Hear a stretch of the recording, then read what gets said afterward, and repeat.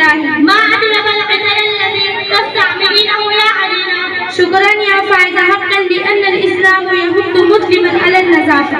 هل يهتم كل المسلمين بالنظافة مثلك؟ نعم، لأن على كل مسلم أن يتوضأ ويغتسل ويتطهر. هذا النظافة الجسم، وماذا عن نظافة الملبس؟ يهتم مسلم بالنظافة الجسم فتكون ثيابه نظيفة دائما. فعلا النظافة أمر مهم عندنا. وهناك نوع ثالث من نظافة. ما هو؟ نظافة النفس. ماذا تقصدين؟